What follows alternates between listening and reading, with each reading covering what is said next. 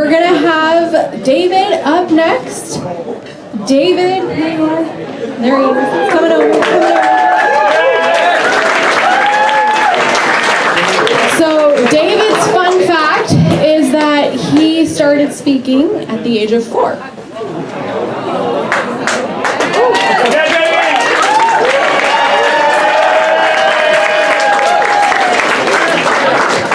I guess I didn't have much to say before the age of 4, so. For those who don't know me, I'm obviously David. I'm from the country of Georgia, and I'm super happy to be here. Thanks for coming. I wanted to tell you about one of my biggest passions in life ever. It is mountain biking. I've been mountain biking since I was a kid. I was 6 when my dad bought me a mountain bike, and it had 4 wheels, so it was impossible to fall off from that. And that day has been amazing day, because I got on that mountain bike and I never got off. I just rode and rode and rode and rode.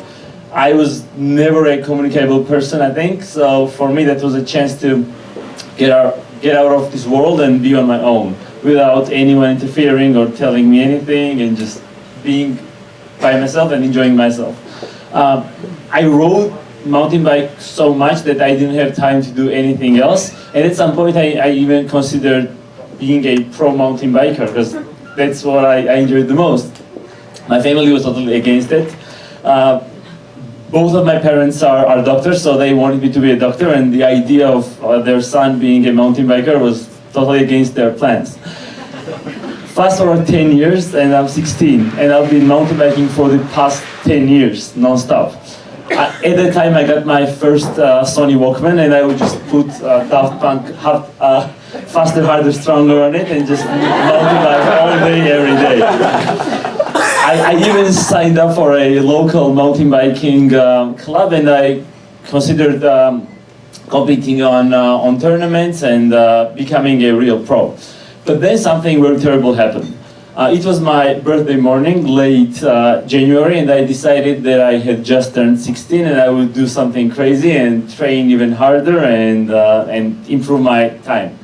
It was obviously super cold back there in Georgia. It's late January, and it had rained the day before, so the tarmac was still wet.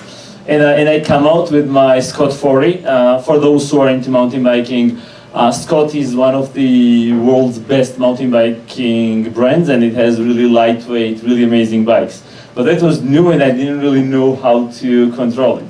And the moment I started to get into drift and I wanted to push my body, you guess what happened? I propelled all the way. And I flew a couple of meters and I broke both my arm and my leg. Obviously I went unconscious, and the guy who was riding right behind me was kind enough to stop the car and take me to the nearest hospitals. And as I said, both of my parents are doctors, and when they found out that I had been taken to the hospital, you would have guessed what their reaction would have been. So they came there, and the next thing I saw was this operating table. A bunch of doctors around me, and all of them were asking what happened to him, because obviously doctors community was rather small in Georgia, and everyone knew everyone, and the shame was even bigger because everyone would know who I was and what happened to me. I was really terrified because it had been going really well, and I couldn't really admit that big of a defeat, that I couldn't do a simple drift because it was wet, because no one would ever understand, and no matter how good your excuse is, it's an excuse.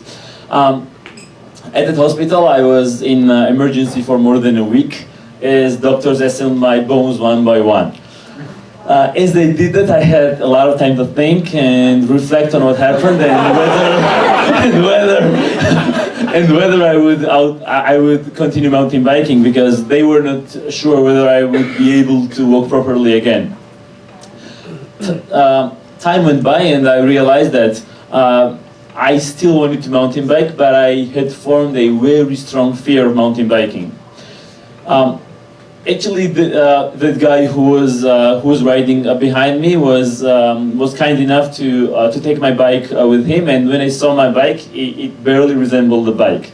And I even remember that feeling when I flew from my bike, that the whole world just turned around me a couple of times before I hit the ground. And that bike always brought those kinds of memories that of that accident, and I had that picture in my head that I was in those very circumstances once again, but somehow I did something different, and the accident, as if the accident had never happened.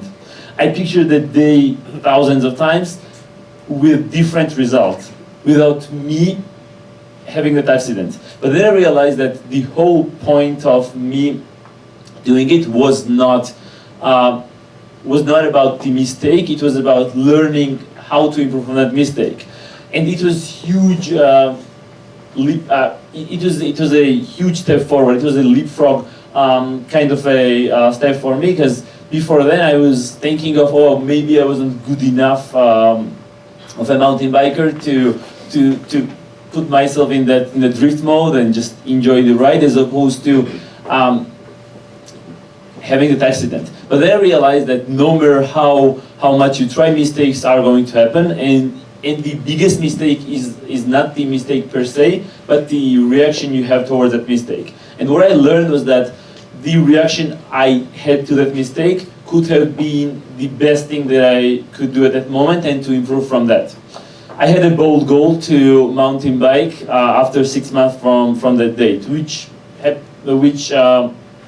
that point seemed to be unrealistic. And everyone was telling me, if you walk in 3 months, then you're lucky. Not even mentioning mountain biking or anything. I had to say, okay, let's see. And then I started to train the next morning. I still remember my hands shaking when I got my hands on the handlebars, because it was the exact same model of the mountain bike that I bought, specifically for that reason, so that I wanted to prove to myself that I would be able to do that same drift, but this time without any accidents. It took me more than half a year to ramp up my skills again, because even though my mind wanted me to mountain bike again, my body did not cooperate.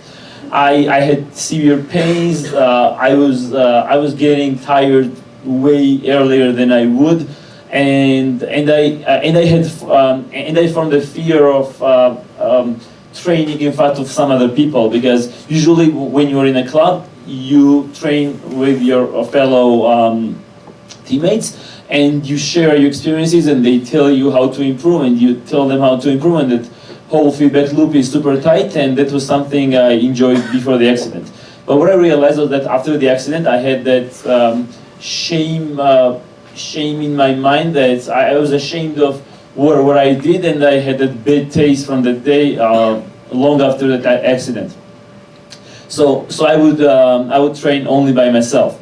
But what I realized was that the more I trained, the more I learned about myself and my skills on the mountain bike, and what's even more important, off the mountain bike improved dramatically. I learned how to control my body, I learned how to control my bike, and after a year I competed on a semi-pro level, which I wanted to do all my life. My biggest takeaway from the experience for me was that if I had not done that morning routine training, I would never have been able to come up with those conclusions. I picture myself on two different trajectories. One is sort of slower, steadier growth rate, which doesn't really get you anywhere. The other is huge drop, which was the accident, obviously. But then again, way faster growth rate in terms of realizing what you are capable of and what you can do if you let go of all the fears, and if you realize that being fearful of your fears is the biggest fear, obviously. And the biggest thing for me was to realize that the promise I had given to myself that I would mountain bike in half a year was something I deeply valued, and not doing and not mountain biking and delivering on that promise half a year from that date would have been cheating on myself, which would have been way worse than, let's say, some other teammates seeing me not training as hard as I was. And the thing I got from that experience was that no matter how hard the task is, how unachievable something happens from the beginning, at least start, and unless you do something else, you will always know that you tried, and even if you don't succeed, that's even better than not trying at all. You miss 100% of the chances you do not take. And that was the biggest takeaway I had from the experience. And I deeply believe that hadn't I had that accident, I wouldn't be standing here or would not have achieved anything I achieved over the past 10 and a half years. Thanks so much.